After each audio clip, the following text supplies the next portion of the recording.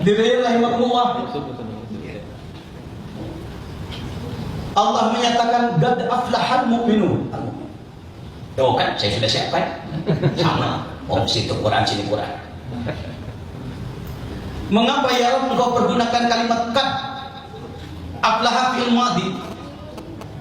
Qad litahqiq, menunjukkan bahwa Allah sangat serius di dalam menyatakan ini pasti akan bahagia. Jangan ragu-ragu. Bukan semoga, bukan mudah-mudahan, bukan barangkali. Kalau pakai bahasa Sunda sangat panginten sudah menawi ya, bukan. Tapi kan apa pasti bahagia. Siapa yang pasti bahagia ya Allah? Al-mu'minun, orang-orang yang beriman. Ini mau dari al-mu'minun sudah jadi poin boleh. Poin satu adalah iman. Wal asr, demi waktu, innal insana, sesungguhnya manusia lafi khusr, pasti akan merugi, akan celaka. Illal ladzina amanu, kecuali orang yang beriman. Alhamdulillah.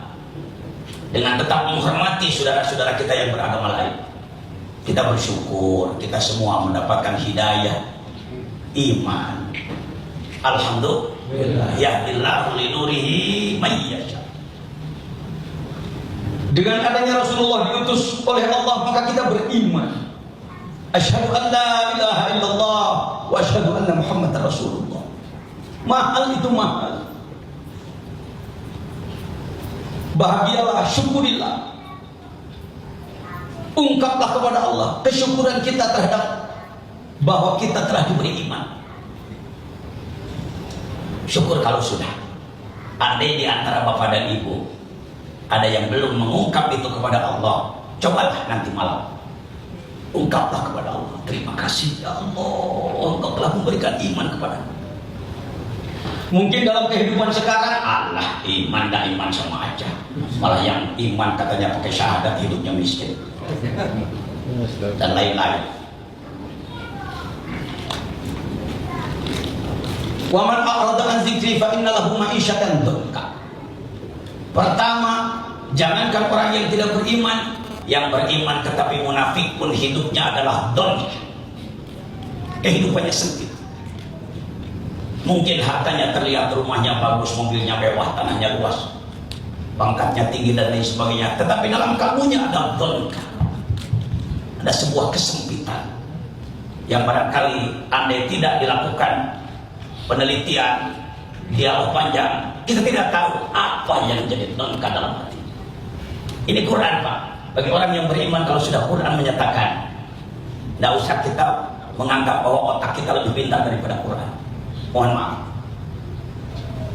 Yang kedua, beratnya manusia yang tidak beriman ketika mati, matinya su'ul khatimah, matinya tidak membawa iman. Beruntung di negara kita kalau dalam bahasa di koran, di TV, di mana-mana di media, ya telah meninggal dunia si fulan dengan tenang.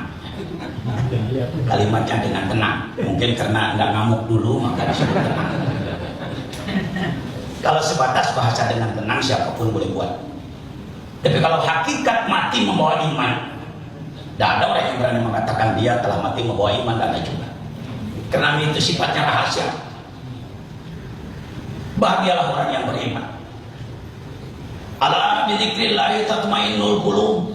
Ingatlah bahwa dengan berzikir kepada Allah, dengan mengasah iman, kalbu seseorang akan menjadi tenang. Orang yang beriman akan selalu berpikir bahwa Allah adalah penciptanya, Al-Khaliq. Orang Urdu sana mengatakan Allah Khaliqi, Allah yang maha pencipta, Allah Maliki, Allah yang maha meraja memiliki, Allah Rasidhi, Allah adalah yang maha pemberi rezeki, Allah Sabutai, Allah adalah yang maha berkuasa, Allah Samadi, Allah adalah yang dituju dalam segala tujuan. Ia mendapatkan sesuatu yang enak, yang manis, dia bersyukur. Ia mendapatkan sesuatu yang pahit, dia bersabar. Ajaban bi amril mukmin, idza asabahu khairun syakara wa idza asabahu syarrun sabar. fakana amruhu kulluhu khair. Bahagialah seorang mukmin manakala mendapatkan yang manis dari Allah, ia bersyukur. Manakala mendapatkan yang pahit, ia bersabar. Maka dua-duanya menjadi kebaikan bagi dia. Alhamdulillah. Ini pentingnya kita mau dibanding ke negara lain. Kita syukuri segala kemajuan yang telah kita miliki, kita sadari kelemahan-kelemahan yang kita miliki. Antara lain, salah satu yang perlu terus dilakukan untuk Indonesia adalah mengasah keimanan, memupuk keimanan agar keimanan tersebut menjadi yakin. Menjadi yakin. Kalau sebatas mengucapkan kalimat yakin tidak sulit. Mohon maaf saya bertanya, apakah kita percaya bahwa Allah mendengar? Percaya. Mohon izin nih, saya berani-beraninya bertanya. Apakah kita percaya bahwa Allah melihat? Yakin? Bukan. Yakinnya keluar. Bahwa Allah mendengar, yakin? Masih suka menjelekkan orang lain? Menjelekkannya pelan-pelan apa keras? Kenapa pelan-pelan? Takut kedengaran orang yang dijelekkan. Lebih takut didengar oleh Allah, lebih takut didengar oleh manusia. Lebih takut didengar oleh manusia.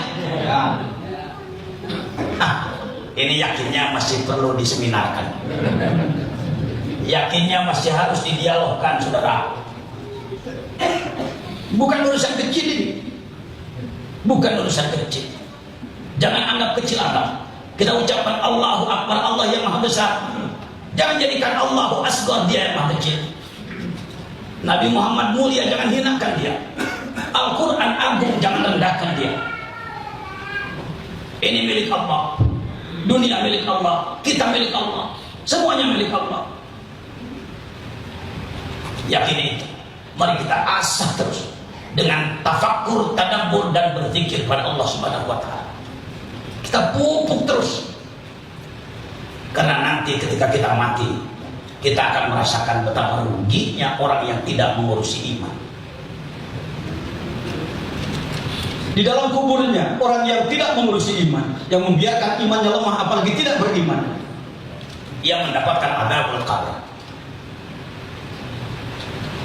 Di mahsyar nanti ia akan mengalami kesengsaraan yang berat. Bagaimana menghadapi panas bagaikan terik matahari yang hanya satu tombak. Bagaimana menghadapi manusia berkumpul dari mulai Nabi Adam sampai kiamat. Sungguh berat di hari itu. Ingin rasanya tangan kanan menerima buku amal, tapi ternyata tangan kiri yang terangkat.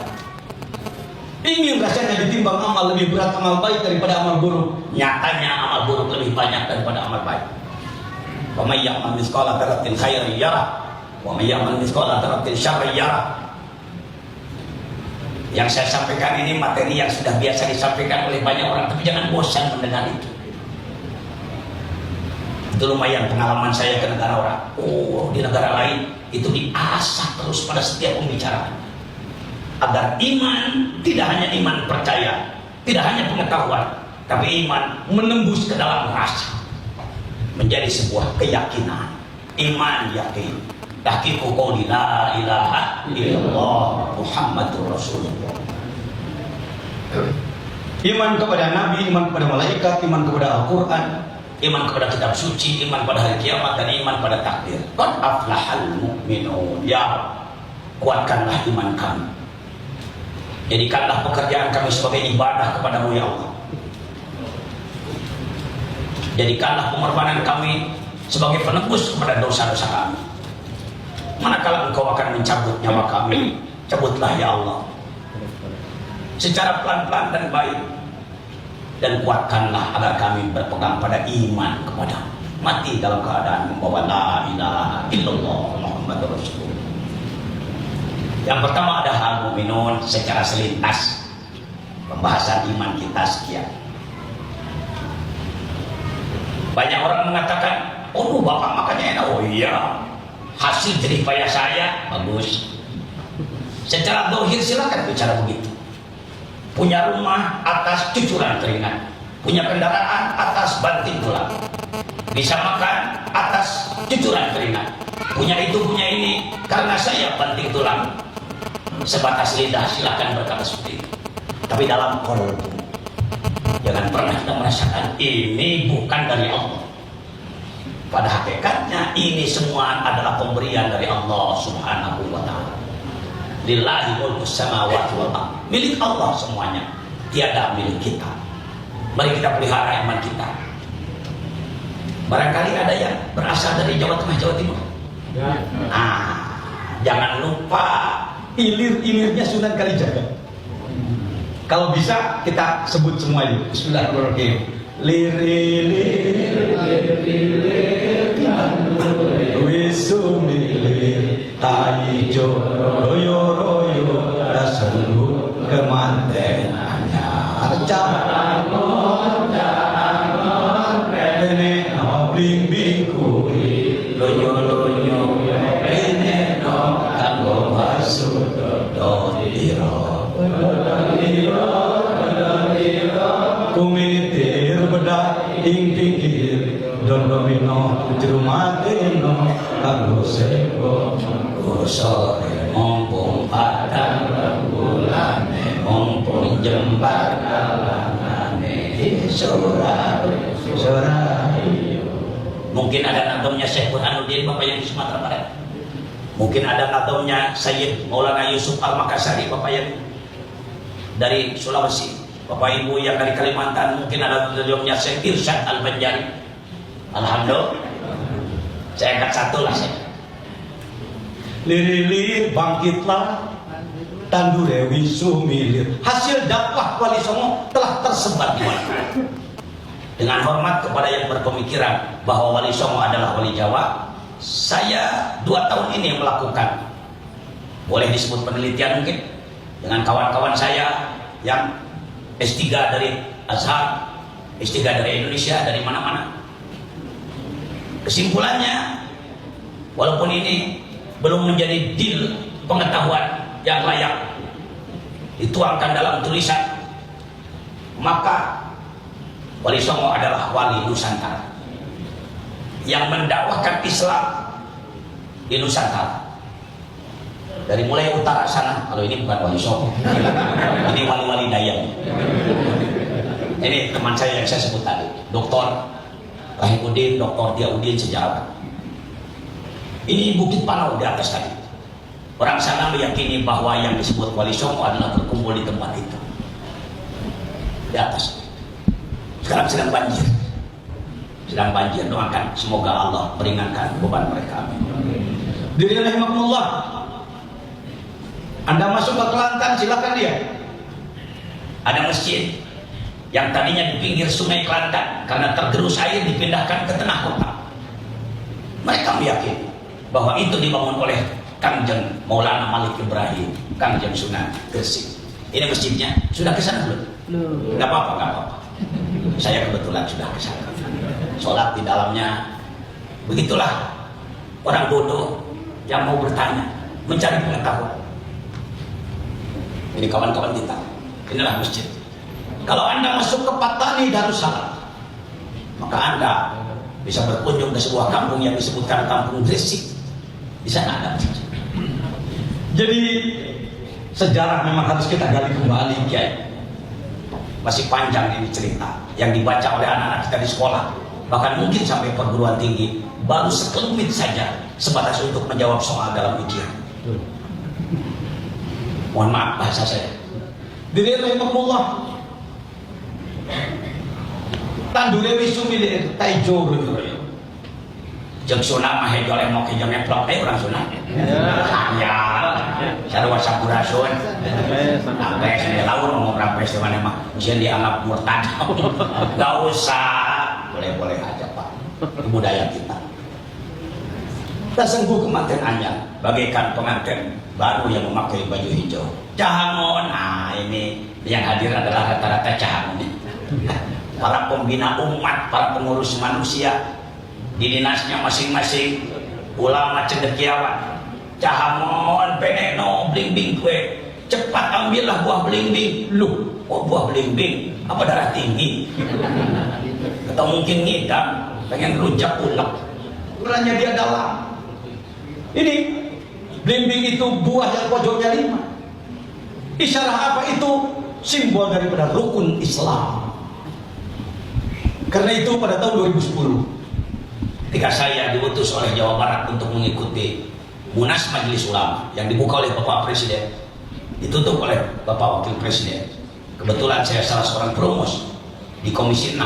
Pada kegiatan itu saya memasukkan pemikiran untuk Indonesia, Gerakan Nasional Pengamalan Ajaran Islam, khususnya rukun Islam secara benar dan sungguh-sungguh. Bagi orang yang sedang berjuang membina diri dan umat, saya kira ini menjadi nusrah, menjadi bantuan yang sangat kuat. Bahwa sebenarnya di Indonesia ini kita umat Islam selayaknya melakukan gerakan nasional. Ini kebetulan saya bawa bukunya, himpunan hasil Munas Majelis Ulama tahun 2010, dibuka oleh beliau, ditutup oleh beliau. Ini tersambung gayung bersambut dengan wasiatnya Kanjeng Sunan Kalijaga kurang lebih 500 tahun yang lalu. Mudah-mudahan Masjid Raudhatul Hakim ini menjadi pelopor. Memang sudah, tapi perlu ditingkatkan lagi. Mungkin kalau hari Jumat, sholat Jumatnya sampai di mana? Penuh, alhamdulillah, terima kasih. Kalau sholat subuhnya sampai di alhamdulillah, 3 sab luar biasa.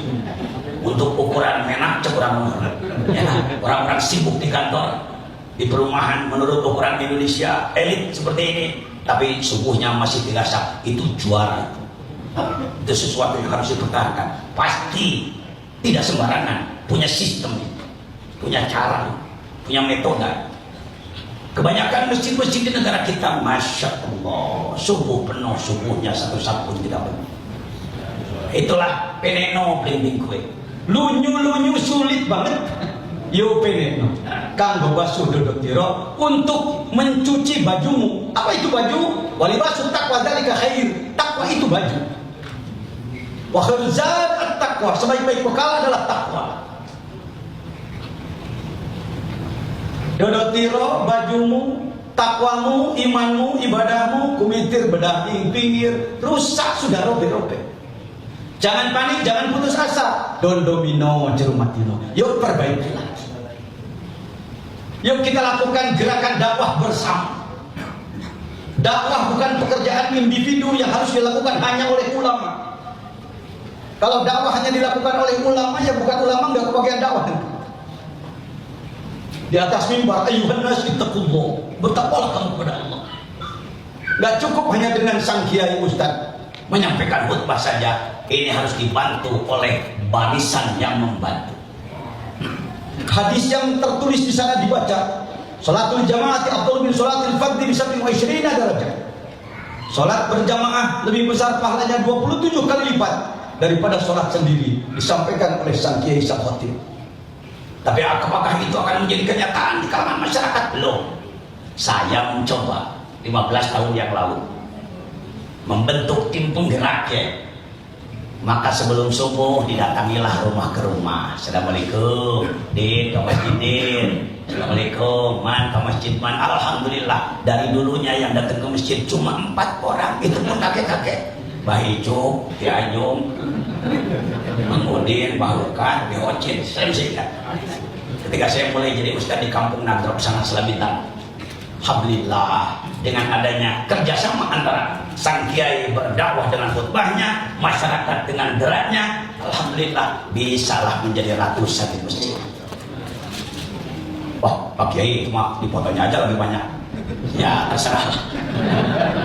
Tapi rasanya saya tidak begitu, tidak begitu. Alhamdulillah, itu Pak Kiai perempuan kok dikemasjidkan? Ya nggak apa-apa. Wong di pasar jam 3 sudah penuh oleh perempuan.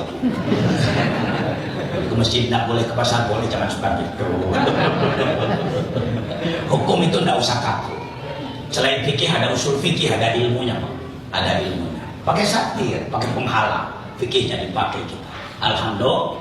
Mudah-mudahan ibu-ibunya juga nanti berjamaah subuh di masjid. Sudah ya? Oh sudah, alhamdulillah. Tinggal diperbanyak lagi aja. Amin. Hadirin rahimakumullah. Ini seperti sederhana yang saya sampaikan. Tetapi itulah hal yang sulit di Indonesia. Itulah hal yang sulit di Indonesia.